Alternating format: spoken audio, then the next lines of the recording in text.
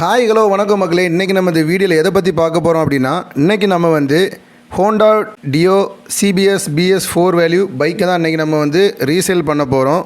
So இந்த வண்டியோட டீட்டெயில்ஸ்னு பார்த்தீங்கன்னா, டைரக்ட் ஓனர்கிட்ட தான் இந்த வண்டி இன்றைக்கி வந்து ரீசேலுக்கு வந்திருக்கு. ஏஜென்சியோ இல்லை ஏதோ ஃபினான்ஸு அங்கேருந்து கூட நம்ம பண்ணுறதில்ல, direct party to party. So இந்த வண்டியோட ரெஜிஸ்ட்ரேஷன் பார்த்தீங்கன்னா நம்ம நாகர்கோயில் ரெஜிஸ்ட்ரேஷன் தான், அதாவது TN74.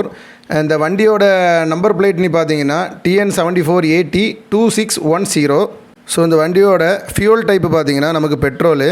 ஸோ அந்த வண்டி பார்த்தீங்கன்னா 2018 மாடல். இதோட ரெஜிஸ்ட்ரேஷன் டேட் பார்த்தீங்கன்னா ஜூலை 5, 2018.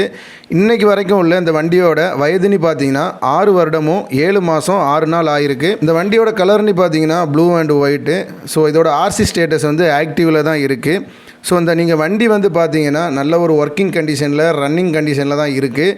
இந்த வண்டி நம்ம வாங்கணுன்னா எதெல்லாம் நம்ம மாற்றினா இன்னும் நல்லாயிருக்கும் அப்படின்னு நீங்கள் நினச்சிங்கன்னா, ஃப்ரண்ட் வீலில் இருக்க டயர் மாற்றணும், அப்புறம் பேட்ரி.